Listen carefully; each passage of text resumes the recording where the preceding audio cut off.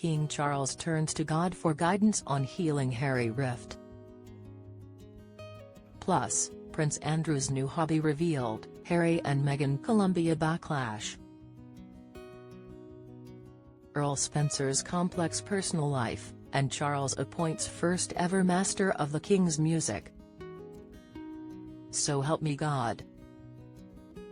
King Charles is reportedly turning to religion to help him get over his rift with Prince Harry. A report in the Daily Mail, citing a well-placed insider, said Charles had taken spiritual nourishment from meetings with faith leaders, and suggested he was ready to apply the tenets of those religions to his estrangement with Harry. Faith has always been a part of Charles's life and something he's explored, but since becoming king it is playing a more central role, a source said. That reliance on faith and quiet contemplation has become a comfort and asset to him and helps him cope with the role as he adapts to being king. The source added, Charles misses his son. He still loves Harry and wants him back for personal reasons, regardless that he and Meghan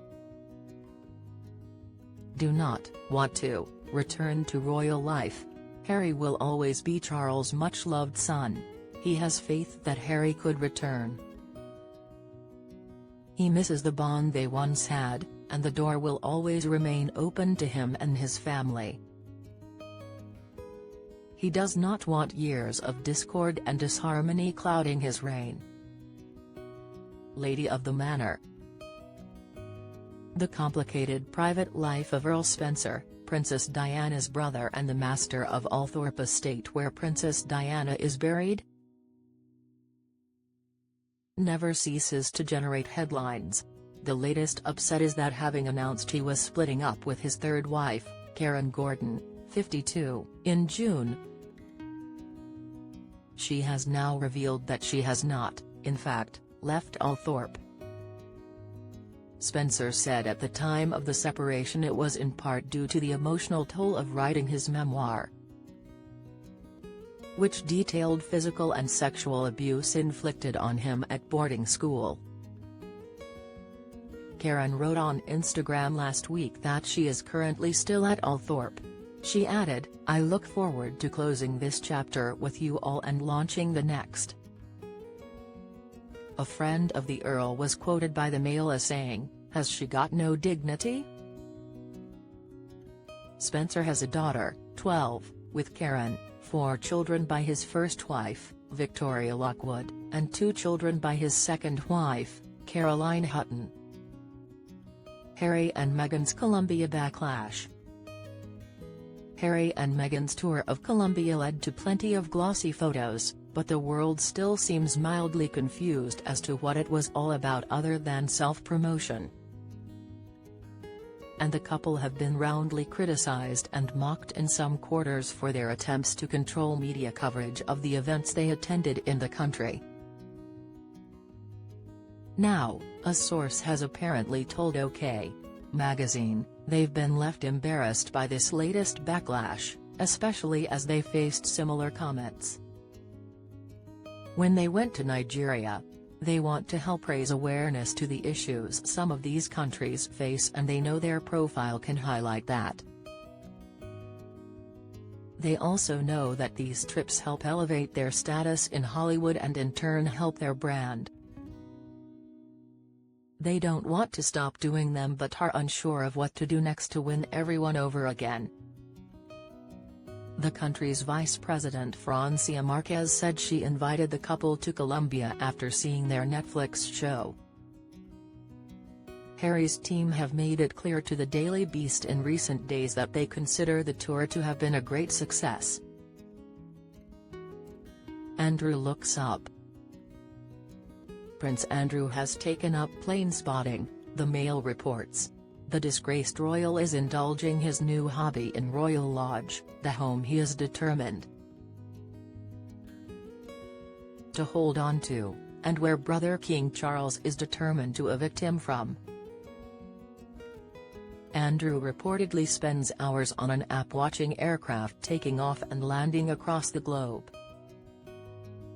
He projects the flights from his computer onto a large screen so he can follow them in real time, a Royal Lodge visitor told the Mail. A friend told the paper that Charles and Andrew recently spent time together at Balmoral, with the subject of Royal Lodge likely going undiscussed.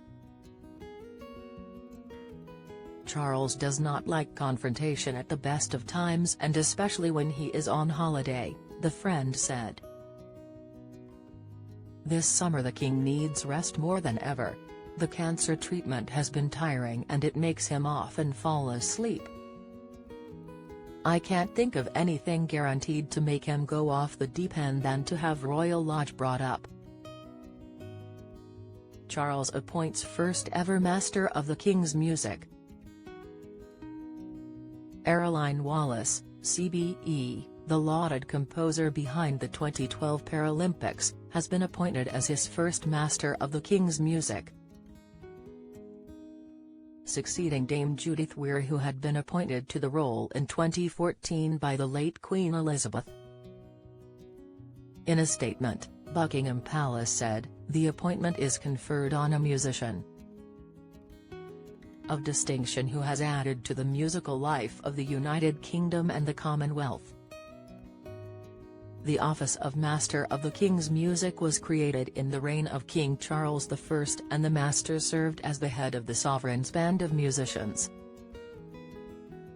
In a statement, Wallen said, "I am thrilled to accept this royal appointment.